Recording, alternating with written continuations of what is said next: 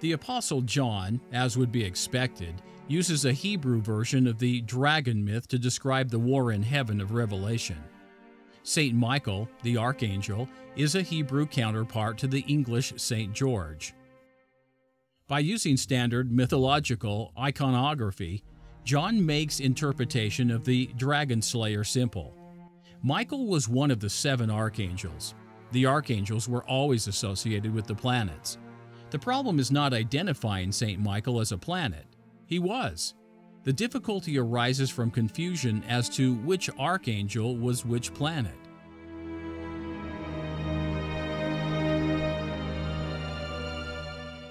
But this is easily resolved given what we know Mars' role has been in the Exodus and elsewhere.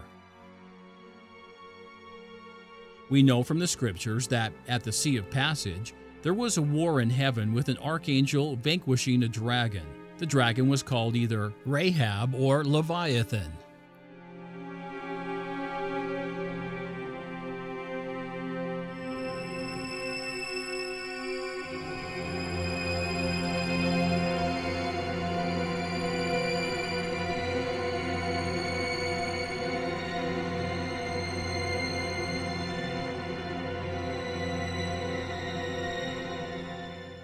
Emanuel Velikovsky, relying on ancient Hebrew sources, believed that the primary archangel involved in the events of the Exodus, including the dragon combat, was Michael.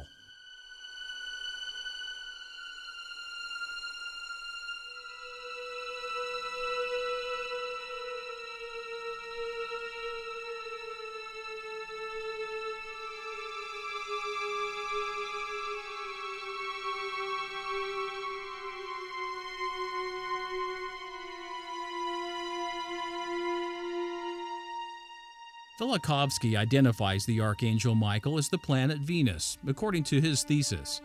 But this is incorrect. It was Mars which was the active planetary agent of the Exodus, as we have amply demonstrated in earlier videos. It was Mars, as Michael the archangel, that created the passage through the sea and then released the waters upon the hosts of the Egyptians.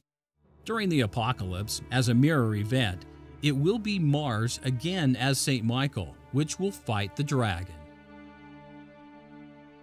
But if Mars was and will be the dragon slayer of the Exodus and Apocalypse, then which planet was the dragon? David Talbot explains.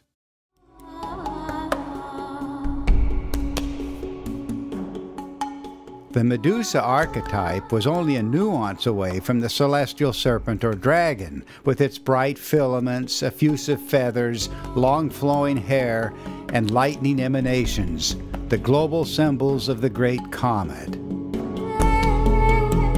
In Egypt, the eye, heart, and soul of Ra departed from the god to become the fiery Uraeus serpent, rampaging in the heavens.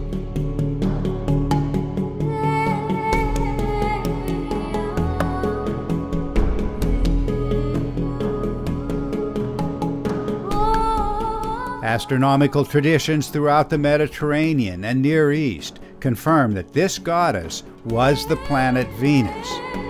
The ancient Sumerians identified Venus as Inanna, the serpent or dragon mother, unapproachable in her rage.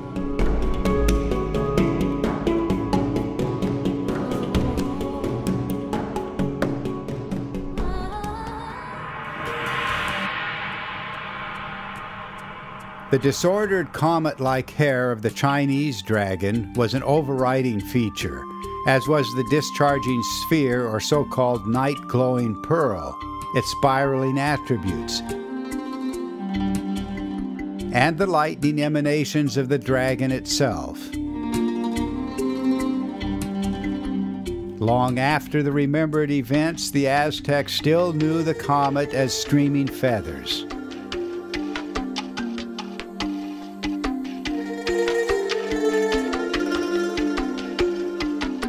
They knew the connection of the comet to a cosmic serpent.